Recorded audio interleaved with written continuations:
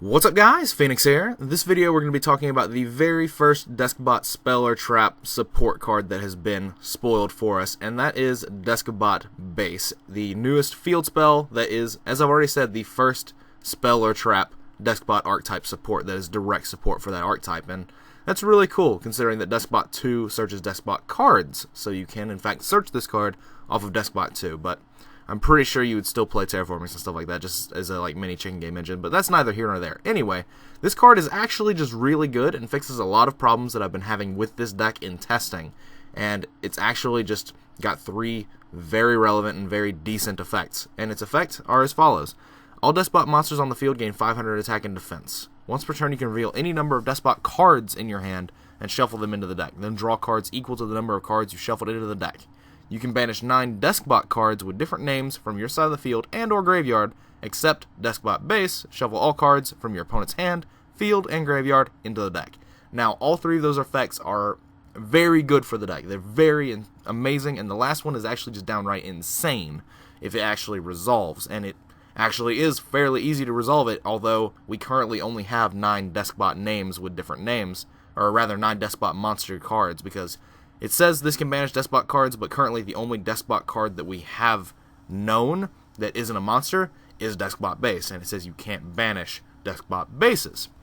So, the current only targets to banish for this are the 9 monsters, being Deskbots 1 through 8, and then Deskbot Jet the Synchro. So, you literally have to put all these cards into circulation to use that effect. But when you do, if it's not game ending, I don't know what is.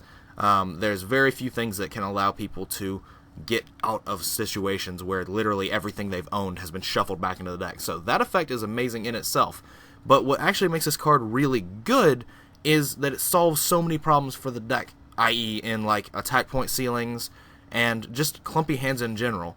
The Kozmotown effect of this card of revealing any number of Deskbot cards in your hand and shuffling them into the deck and then drawing the same number of cards that you shuffled back, that's huge. There are so many times that you can play this deck and get clumpy monster hands, and that's because of the flaw in the archetype itself.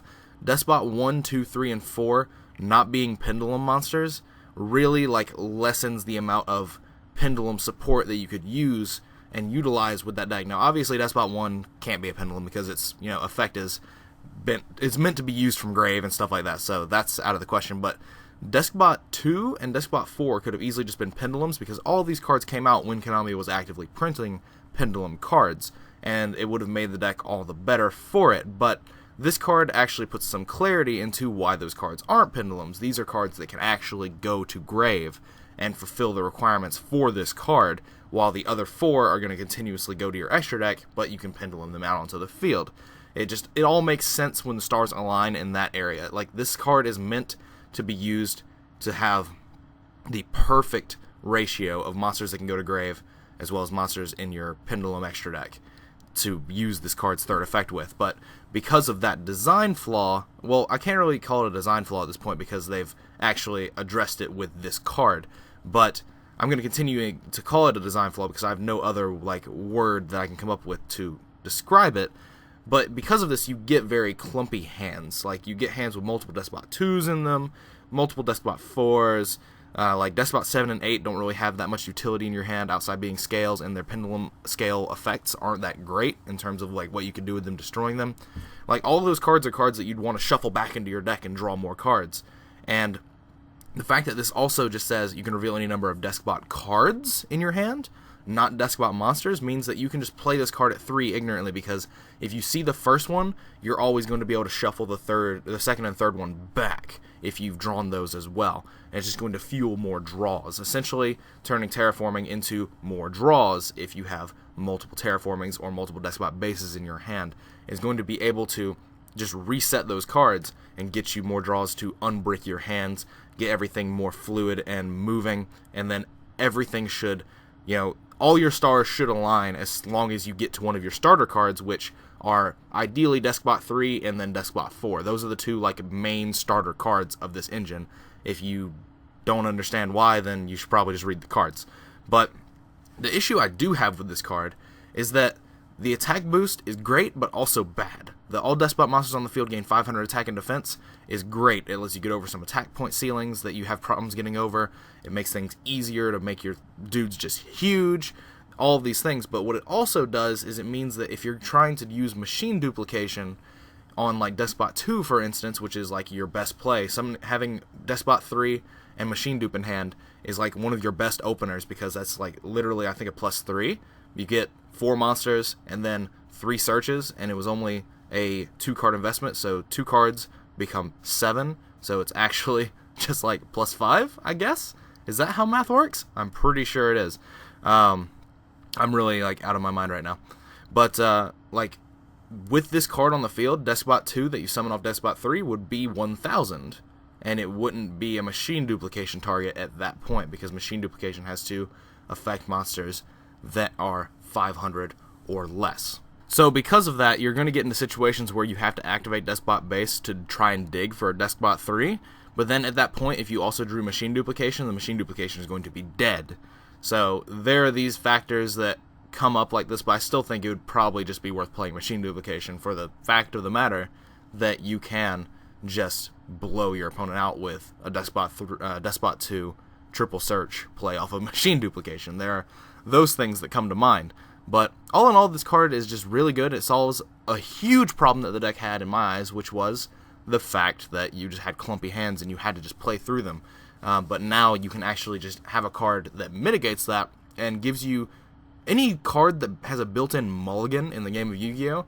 Is usually pretty good in terms of like what it could do on paper, but most of them have been minuses, whereas cards like this and Kozmotown that aren't minuses are just, and Ignite Reload that aren't minuses are just amazing in terms of what they can do on paper, because this game is flawed in the way that like you have to play with what you've gotten in most times, and it's one of the only competitive games where you don't have some form of mulligan mechanic built in. Like Cardfight has it, Magic has it, like there's so many different games that I could probably find that have mulligan mechanics built in just to cover the bases of like the flaws in the game in terms of how archetypes and cards in general, card interactions are structured, but this game doesn't have it. And any card that like is archetype specific and isn't a minus, or even just generic and isn't a minus, that can provide you with a mulligan is actually just really cool and really good, and it solves a lot of problems for whatever deck that you are playing it in. But anyway,